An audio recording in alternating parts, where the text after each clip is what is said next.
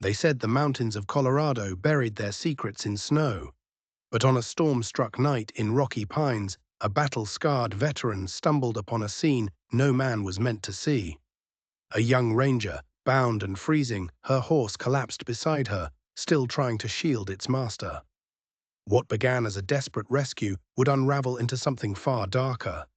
A hidden network of betrayal, a town's hero unmasked, and a fight for the wild itself. And when the final shot echoed through the timberline, the question wasn't who would survive, but how far loyalty, human and animal, could go when the storm closed in. Before we dive in, let us know where you're watching from. And if you enjoy this story, don't forget to subscribe. The storm had come down from the Rockies without mercy. By nightfall, Rocky Pines was buried. Snow and howling wind cut through the valleys like knives. In the timberline, a lone cabin crouched against the hillside, a single fragile beacon against the wild. This was where Jack Mercer had chosen his exile. At 46, the years of war had carved him into something older. Special operations in Afghanistan and Iraq had left him with commendations, scars, and ghosts he could not quiet. Rocky Pines had offered him a place to disappear. On this storm-lashed night, he strapped on a headlamp and stepped out to gather firewood. The snow was thigh-deep. The wind punched sideways. Then the beam of his lamp caught something, a lump in the snow, too sharp at the edges. Not a stump, not an animal. He moved forward slowly, every sense sharpened. The beam fell across a face. Jack froze. A woman lay half-buried. Her green ranger jacket was shredded and dark with frozen blood. Her wrists were bound tight behind her back with rope. Her ankles were lashed together in the same brutal fashion. Her lips were blue. Each breath was a shallow, almost invisible tremor. Jack dropped to one knee, his training snapping into place. The knots binding her were military knots. Fast, efficient, meant to hold. This wasn't a hiker caught in a storm. This was calculated. Her name tag was half hidden by frost. Torres. Elena Torres. The young wildlife ranger. He'd seen her once in the diner. Someone had left her here to die.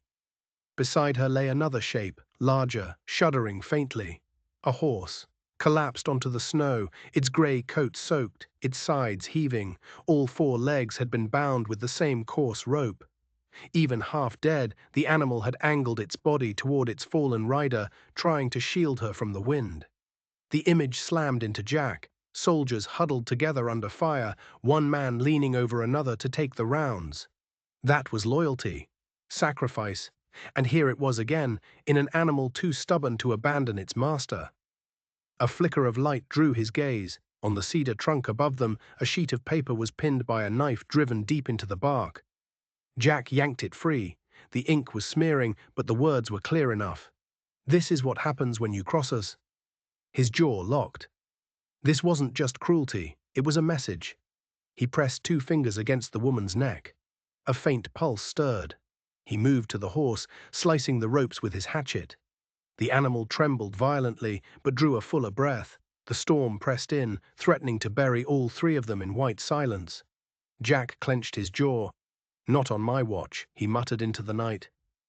Jack worked the blade through the ropes on the horse's legs. The animal, which he'd later learn was named Storm, lurched but didn't topple. Jack steadied him, his gloved hand moving in slow, calming circles. Even through its exhaustion, the horse's head turned toward Eleanor. His body swayed as if some invisible cord tethered him to her. Jack knew he couldn't carry the horse. He dug a coil of rope from his pack, looped it around the broad chest, and leaned into it. Step by step, he dragged the animal through the drifts, wrestling a dying comrade out of the kill zone. When he reached the cabin, he tied Storm to the porch rail and turned back into the blizzard. Elena lay where he'd left her, a fading shape in the snow. He lifted her. She weighed almost nothing. A horse's loyalty was heavy. A woman's life was heavier. Jack bore them both through the storm until the cabin loomed like salvation out of the dark. Inside, the wood stove glowed red. Jack dragged Storm inside, just far enough to escape the wind, laying thick blankets on the floor. He cut away the last of the ropes, then worked a dry towel across the matted grey coat, wiping away the ice. He laid Eleanor on a long bench, padded with deer hide. He stripped away her soaked jacket and wrapped her in the thickest wool blanket he owned. He warmed towels, pressing them against her wrists, her neck, her chest. Her pulse fluttered weakly. At one point her hand slipped from the blanket, pale and rigid. Jack caught it, rubbing hard until the color began to return. The sensation jolted him. It was like grasping life itself before it could slip away. An hour passed before her eyelids fluttered. She blinked, confusion swimming in her gaze. Her lips cracked. "Storm," she whispered. Jack leaned closer. "He's here. He's alive. You both are." Her eyes filled with tears. She tried to push herself up, but her strength failed. She turned her face toward the horse. "Storm!" The horse raised his head. A thin whinny rasped from his throat. He shifted as though even wounded, he would rise for her. Eleanor stretched a shaking hand. Jack moved a stool closer so her fingers could brush the horse's muzzle. Storm pressed into her palm, trembling. The bond between them was too raw, too sacred to intrude on. Jack looked away. When Eleanor's breath steadied, the words came, broken and halting.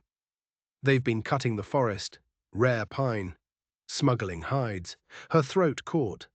Jack held a mug of warm ginger tea to her lips. She drank, then continued. "They use the old trails. At night, someone in town helps them.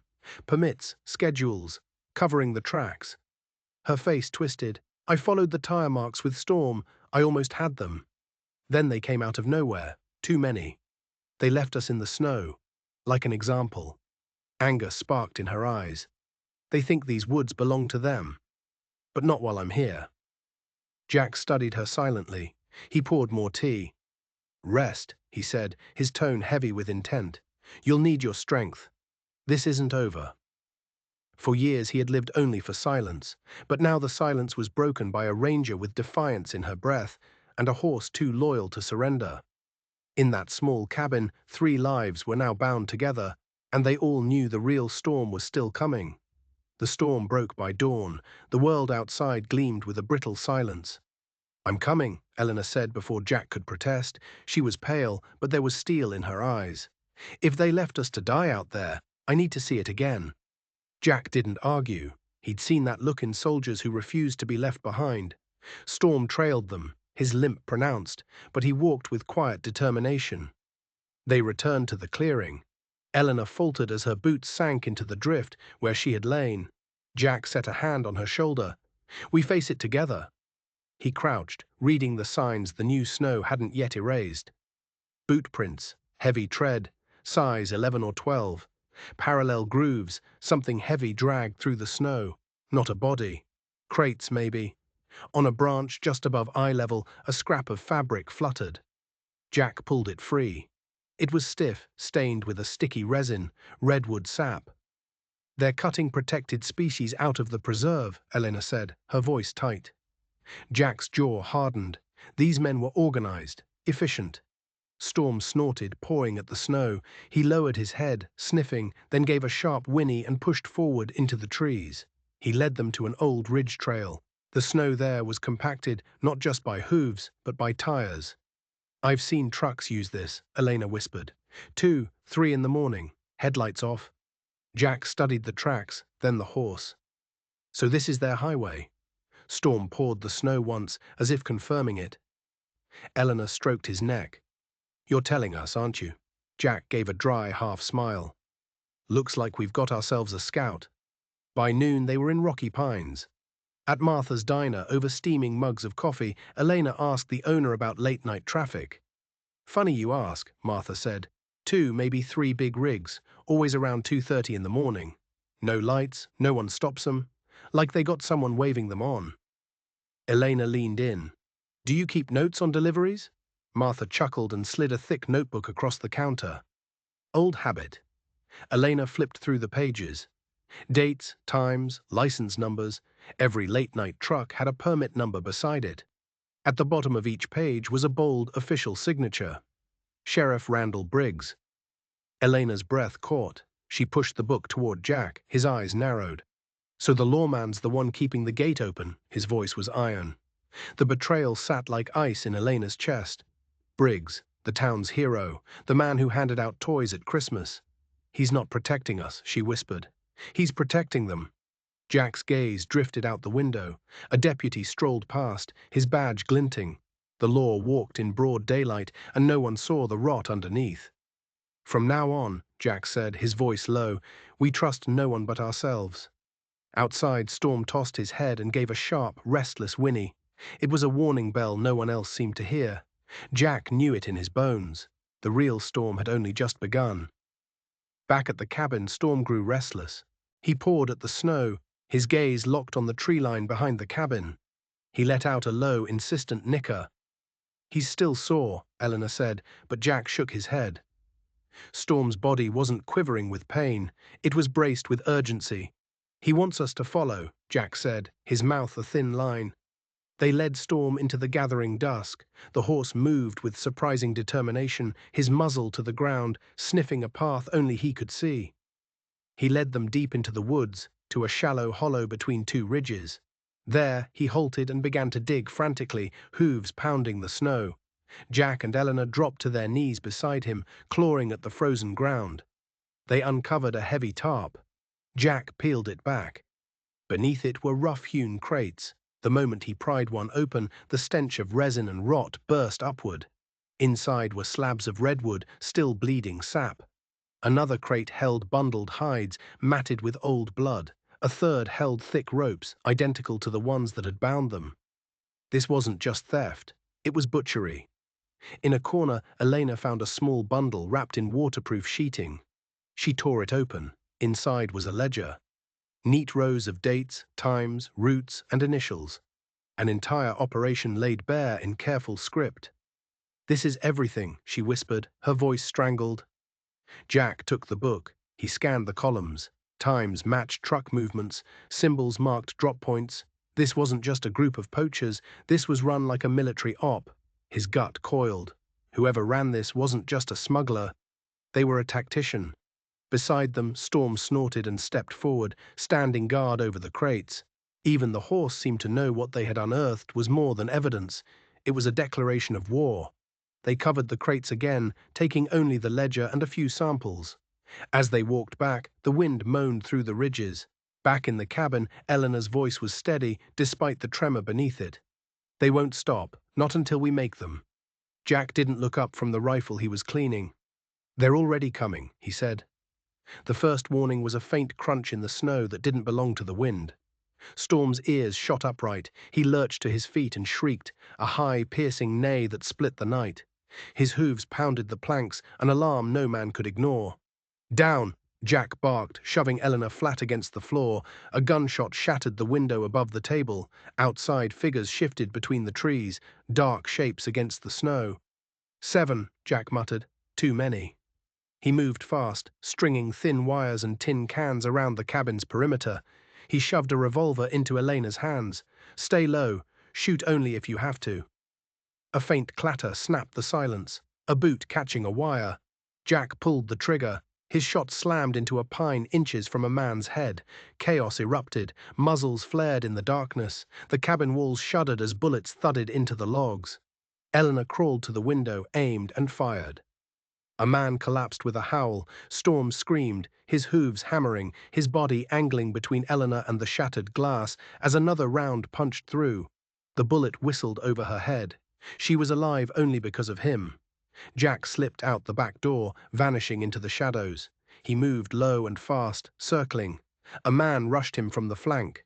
Jack swung the rifle butt, cracking the man's jaw. He dragged him behind a tree, silencing him. The attackers were disciplined. They moved like a team. From the tree line, a voice barked a clear, commanding order. Then the voice came again, closer, sharper, cutting through the chaos. "Jack Mercer, never thought I'd find you hiding out here." The words struck harder than a bullet. Jack froze. That voice belonged to a ghost. From behind the pines stepped a man in his 40s, tall and lean, an AR-15 held casually in his grip. "Caleb Price," Jack said, the name tasting like bitter ash. "You rot in these woods, Jack," Caleb said, his grin cold. "Me? I make the woods pay me back." Jack's chest tightened. He remembered Caleb in desert fatigues, covering his flank, dragging wounded men to safety. Now he was leading a pack of mercenaries. "You're killing what we swore to protect," Jack spat. Swore to who? Caleb's words hung heavy, twisting at old wounds. The government that left us in the sand? The people who forgot our names the minute we flew home? Caleb raised a hand. His men unleashed another volley. Jack dove back inside, grabbing Eleanor's arm. Basement, now! They dropped through a trap door into the cramped root cellar. Storm followed, forcing his great body down the steps. Jack lit the fuse on an improvised smoke grenade and hurled it through the broken window. It exploded, spewing thick grey smoke. The attackers shouted in confusion. Jack moved like a shadow. He slipped out a side hatch, knife ready. In the smothering fog, he found one man, then another, dispatching them with brutal efficiency. Inside, Eleanor fired carefully through a slit. Storm rammed his shoulder against a side door, splintering it, creating a new exit. Blood oozed from his wounds, but he moved with stubborn fury. Jack struck from the fog, vanishing and reappearing until the remaining men stumbled back in panic. When the smoke cleared, the snow was pocked with blood and ash. The rest had fled with Caleb, his parting laugh echoing from the trees. Next time, Jack dragged the one conscious prisoner inside. "Who are you working for?" he demanded. The silence stretched until fear cracked the man open. "The Sheriff Briggs, he covers for us." "But the boss, it's Duran. Hank Duran. He runs the line through the rail yards." Elena stiffened, the gun shaking in her hand. "Briggs," she whispered, "I trusted him." Jack's face darkened. Another illusion shattered. The captured mercenary sat bound to a chair, his eyes burning with hate. Jack and Elena ignored him. The cabin was thick with the smell of gunpowder and pine. Jack sat at the table, his eyes distant, cleaning his rifle. Behind him, Eleanor knelt beside Storm. The horse's coat was matted with sweat and soot. She saw the crimson trail along his hind leg, and her chest clenched. She cleaned the wound, melting snow in a tin cup. Then she ground dried leaves between her fingers and pressed them against the gash, binding the leg with strips of linen. Storm shuddered once, then his head dipped, his muzzle brushing her hand in gratitude. His eyes closed, surrendering to her touch. In that fragile silence, trust passed between them like a secret vow. Jack watched from his chair, the horse's resilience clawed at his past. A valley in Helmand, mortar fire. Corporal Davis throwing himself over another man, taking the bullets meant for his brother. Jack had dragged them both through blood and dirt. Now, in Storm's stubborn refusal to yield, he recognized the same loyalty. An animal that had bled for its master, but refused to collapse until she was safe. Jack's fist closed. "I won't let it happen again," he rasped. It wasn't just about Elena or the horse. It was about a promise he'd failed to keep long ago, renewed now in firelight. Eleanor stirred. "They won't stop," she said, her voice raw but steady. "If we don't stop them now, they'll bleed these woods dry." Jack looked at her, at the fire in her eyes. For the first time in years, he felt something larger than survival. Purpose. He rose and spread a map across the table, placing the stolen ledger beside it. "Here," he said, pointing, "Ridge Trail, and here the shipments converge by the old rail yard." Together they traced the path. A desperate plan grew in silence, to enter the warehouse, gather proof, and expose Briggs and Duran. As they leaned over the map, Storm stood tall, his ears pricked. He pawed the floor once, then again, the sound echoing like a drumbeat. Eleanor laughed softly. "He wants in." Jack studied the horse, then nodded, a rare grin flickering across his face. "He's in. We all are." Three shadows gathered in the cabin light, the soldier, the ranger, and the horse, bound not by chance anymore, but by choice. The war was no longer theirs to avoid. They left after sundown. Moonlight spread a thin silver wash over the drifts. Storm limped but insisted on taking the point, his head bobbing, his ears searching the night. They crested a low rise. Below, the skeleton of a disused railway ran like a scar through the snow. A corrugated steel warehouse slumped beside the tracks, yellow floodlights casting slices of light onto the ground. Shadows moved in that light. Men with rifles, men who didn't look around because they never had to. They crawled to a stack of broken pallets near a warped service door. Jack angled Eleanor to a splintered knothole. Inside was a scene of industrial butchery, towering stacks of fresh-cut redwood, crossbeams strung with rare hides like flags, drums of caustic chemicals. Then a door swung open. Sheriff Randall Briggs stepped out, his badge winking under the lights. A foreman hustled to him with a manifest, and Briggs signed it with a flourish. Beside him stood another man, an AR-15 slung casually over his shoulder. Caleb Price, sheriff and soldier, habit and betrayal. The law and the soldier, Eleanor's whisper was a stone dropping down a well, both corrupted. That's when Storm made his decision.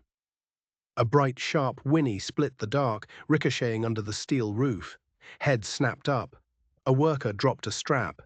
Briggs pivoted. Someone's here. Floodlights swung, washing their cover in a blinding glare. A guard's radio squawked. Rifles came up. "We fight now," Jack said. The first shot cracked, drilling a spark from the doorframe above Jack's head. He rolled, returning fire, shearing a light fixture. The bay flickered into stuttering darkness. Eleanor slid in another direction, hitting a guard at the elbow with her knife, snatching his weapon as it clattered to the ground. They were outnumbered, but not outwilled. Storm launched himself into the open yard, muscling his weight against a stack of loose lumber. Slats avalanched, forming a chaotic barricade. Guards stumbled, their angles went bad. Jack threaded the aisles, firing, ducking, moving. He fought the way he'd taught others, never from the same place twice, never where they thought you were. A voice cut the noise. "Mercer." Caleb's tone held something near delight. "Come say hello." Jack turned. Caleb was stepping cleanly over a drop cord, rifle up, then down, an invitation. They closed the distance. As their rifles were knocked away, they hit like they had trained. Jack took a forearm to the throat, drove a knee into Caleb's thigh. Caleb slipped the block and slammed him into a crate hard enough to rattle nails. "You still fight like you're protecting something," Caleb said. "Out here, survival is the only law." Jack spat blood. "Then you already lost." Across the floor, Eleanor moved through the haze toward the office. Sheriff Briggs stood at his desk, his back to her. She pressed her muzzle to the back of his neck. "Turn around." He did, slowly, a politician's smile on his face. "You think these people care about a few trees?" "You gave them blood money," Eleanor said, her voice flat. "And you betrayed every oath you swore." Briggs's smile cooled. He moved as if to set down a pen, and his other hand snaked for a draw. The gun came up fast. In the next heartbeat, a grey streak tore the frame in half. Storm hit the doorway like a thunderhead, tucking his shoulder and driving forward. Briggs's shot went wide. The sheriff pinwheeled, his gun bouncing across the tile. Eleanor stumbled back, then forward, snatching the weapon, her other hand on the horse's quivering neck. Out on the floor, Jack wrenched one of Caleb's arms in a lock, forcing him to his knees. "Don't," Jack said. It wasn't a threat. It was a plea. For a moment, grief flashed in Caleb's eyes. Then it passed. "You chose this path," Jack said. "Not me." He let go. The mercy cost him more than killing would have. Caleb staggered away with a laugh that scraped like a blade. "You're still soft," he said, vanishing into the smoke. "See you in the trees, Mercer." Elena shoved Briggs face down and bound him. "On your feet," she said. "You'll walk out where they can see you." Jack glanced at the rags soaked with solvents. He grabbed a flare. Flame leapt, skittering along the solvent sheen and biting into the first crate. Red sap ignited. Hides curled and crackled. Smoke roared up to the ceiling. They dragged Briggs out as the building's bones screamed. Outside, they turned to watch the warehouse burn. Wood, hide, paper, signatures, all of it lifted into the night, a confession written in flame. "It's over," Eleanor said, though she didn't believe it. Jack kept his eyes on the blaze, on the shapes still moving at the edges. A man with a cut over his brow had already disappeared. "No," he said softly, "it's just the beginning." Storm lifted his head and sent a long call into the night. It came back not as an echo, but as an answer. By morning, the valley had a new rumor, one you could see from town, a pillar of ash against the snow. Federal agents arrived. They walked through the soot, bagging char and splinters. They listened with hard faces as a ranger and a veteran told them what they needed to know. Randall Briggs did not get to make a speech. 2 agents walked him out of the station in cuffs. The people of Rocky Pines stood back as if a snake had been tossed into their circle. Martha Calloway cried into a diner napkin. Caleb Price was nowhere. Jack hiked the ridge and found a single set of prints cutting away into the timber and a smear of dried blood on a rock. He stood there for a long time, looking into a forest that gave nothing back. When he returned, Elena was wiping soot from Storm's cheek. "Will he come back?" she asked. Jack fixed his gaze on the tree line. Men like him always do. The weeks after gave Rocky Pines a fragile calm. Jack repaired fences. Eleanor filed reports. Storm healed, leaving only a pale scar under his grey coat. But peace was a surface thing. One afternoon, Jack was at the creek when he felt it. The shiver that says you are no longer alone. Across the stream stood a man weathered as the pines, a recurved bow in his hand. Storm appeared at Jack's side, planting himself between them. "Elena!" Jack called. She came jogging down the bank. She stopped dead. "Owen Carter," she breathed. That night in the cabin, Owen spread a brittle map across the table. "These are the trails," he said. "The ones they've been using long before Briggs. This runs north into Wyoming, south into New Mexico. Briggs and Duran, they were gatekeepers, not generals." When Eleanor laid the seized ledger beside it, the symbols lined up like teeth in a jaw. "This is a chain of command," Jack muttered. Eleanor looked at him. "You think Caleb's at the center?" Jack saw again the cut on Caleb's brow, the smirk in the firelight. "If Caleb's alive," Owen said, "he's not just a hired gun. He's building. Next time he comes, he'll bring a company." The room went still. Jack wanted to argue. He wanted to say his war was over, that all he wanted was quiet. Elena's eyes flared. "We can't stop halfway. If we do, everything we fought for here means nothing." Jack looked at them, the ranger still raw with fire, the old tracker who had never left his post. The horse still scarred but unbroken. He thought of comrades shielding each other until there was no one left to shield. He thought of Caleb's face when he had chosen mercy. "Damn him," he whispered. "Damn what he's turned this into." Finally, Jack exhaled. "All right, we don't let it lie, but we do it my way. Measured, quiet, piece by piece." They bent again over the map. Owen explained where the trails ran thin, where a ridge gave cover. Jack scribbled notes. Storm circled the table once, then planted himself by the door as if standing guard.